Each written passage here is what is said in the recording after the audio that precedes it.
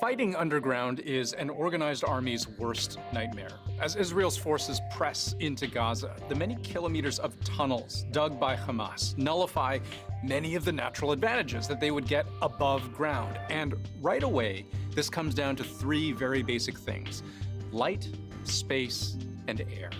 They describe going down as incredibly dangerous and difficult, saying that it's very disorienting.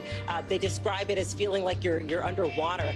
There's a lack of oxygen. The thing to understand is that these tunnels can go very deep underground. Last year, the Israel Defense Forces discovered a tunnel under Gaza plunging 70 meters below ground. That's deeper than New York's deepest subway station. So we're currently deep underground somewhere in the Gaza Strip. And when you're that far underground, the air is very thick with very little oxygen. Some tunnels have ventilation going right up to the surface, but we've also seen images of oxygen tanks lining tunnel walls. In this propaganda video, militants from the group Islamic Jihad show off the labyrinth of tunnels deep below the Gaza Strip. At this depth, Israeli forces would also be operating partially blind. Any kind of communication equipment that relies on satellite technology or simple line of sight would be useless this deep below the surface. The people who are going into the tunnel lose most of their access to the electromagnetic spectrum. They can't communicate easily with the surface and in some cases with each other. Hamas, on the other hand, has communication hardwired. Those old-fashioned landlines allowed Hamas leaders to communicate underground with one another in secret. They avoided using computers or cell phones in order to keep from being tracked by Israeli or U.S. intelligence. Electricity provides light, but Hamas controls the switches. And in pitch darkness, Israeli night vision wouldn't work nearly as well. Fighting would also be cramped. Israel has the upper hand from the air, but boots on the ground means fighting underground, and it's not going to be easy. Israeli special forces have an entire subunit trained in underground warfare.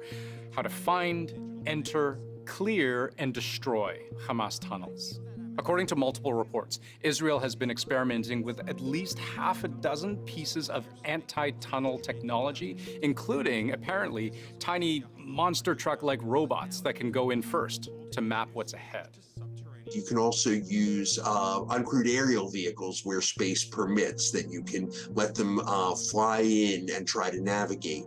But bottom line, tunnels are unpredictable. They're dark, claustrophobic, possibly booby-trapped, and unfamiliar to attacking forces.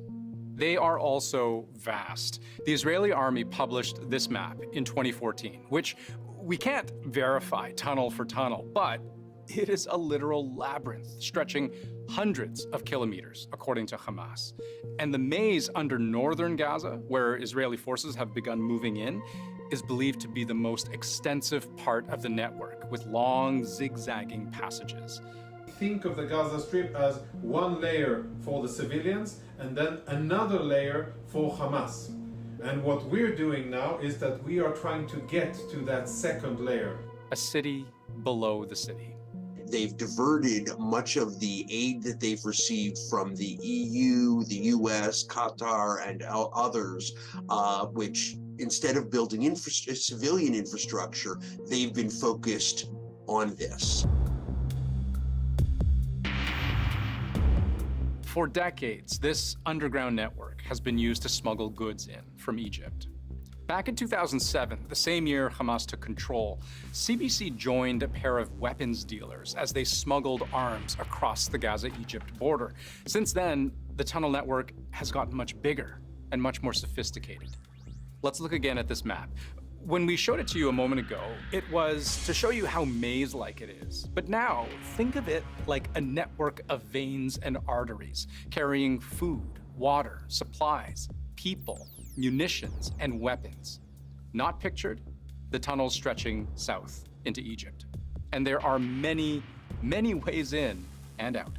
The network is believed to have entrances hidden in homes, mosques, schools, and other public buildings. The Israeli army also alleges there are access points within hospitals. This is an illustration of Shifa Hospital and the underground facilities. From different places of the hospital, you can go into an underground tunnel that will provide you shelter. Now, we can't verify whether this is true, but a senior Lebanese official told the New York Times Hamas is thought to have enough food and supplies to last months underground. Hundreds of thousands, perhaps even more than 1 million liters of fuel, entire storage facilities filled with ammunition and explosives, and supplied by tunnels that, when they're not narrow caverns, can be wide enough for vehicles to travel through. It has its ammunition, it has lines of communication, large rooms, bathrooms, amenities, electricity, and most importantly, I think, it is equipped for prolonged stays underground.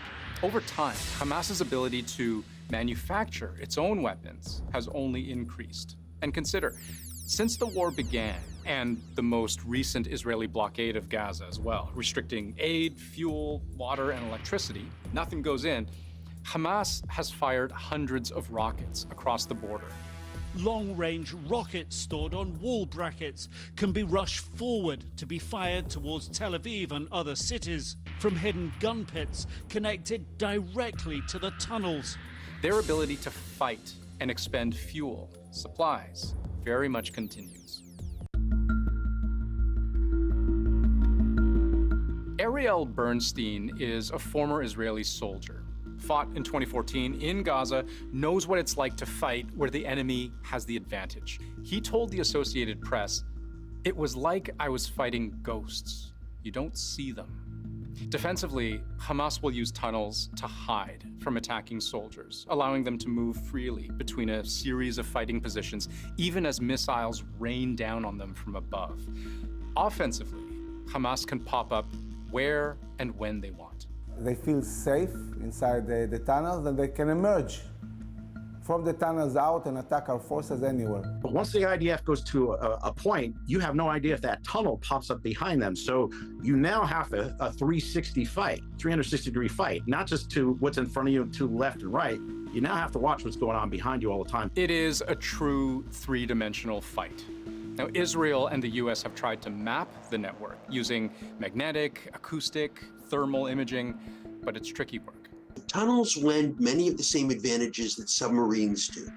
That by operating beneath the surface, there's an inherent information deficit which prevents the IDF or any military from easily characterizing what's there. And though the Israeli army claims to have destroyed more than 100 kilometers of tunnels over the years, including striking 150 underground targets just this past weekend, those tunnels are incredibly resilient. It depends not only on knowing precisely where the tunnel is beneath the surface, but on having the explosive power to be able to damage a tunnel network that's beneath perhaps layers of concrete, possibly layers of metal. Tunnels are relatively invulnerable in many cases. Even bunker busters, reportedly used by Israeli forces, designed to explode after penetrating earth and concrete with their long, narrow bodies, they don't go 70 meters deep, not even half that. There are reports of Israeli forces experimenting with sponge bombs, which create these explosions of hardened foam. You throw it at a tunnel entrance, it's sealed. But you've got to find those entrances first. So let's say Israeli forces survive the surprise attacks. They find the tunnel entrances that are hidden from plain sight, descend into a dark, unfamiliar maze against an enemy that knows the terrain infinitely better than they do. Then, after all that, they've still got the problem of hostages caught in the crossfire. It's believed the hostages are being held in the network of secret tunnels under Gaza. There are miles and miles of them. When Yocheved Lifshitz was released by Hamas last week after being captured on October 7th, her daughter described what she saw. My mom is telling the horrific stories. There are a huge network of tunnels underneath. It looks like a spider web. She also said there were at least 25 other hostages with her in large underground halls. And of course, there are likely many more she did not see. more than 200 others, Israel believes. Any attack underground would have to take those hostages into account. They have to prepare for situations in which they are essentially negotiating or trying to find a way to defeat the occupants of the tunnels while also rescuing hostages and not getting them killed. Israel is very well known for taking care of our hostages and our soldiers. We will do many, many things that other countries won't. It is one of the goals of this operation, but the primary goal is to eliminate Hamas off the map. So, as the Israeli army pushes deeper into Gaza, what does tunnel warfare look like? Dangerous and complicated. And the collateral damage, that layer of civilian life, both above and below ground, just makes every aspect of this war that much deadlier.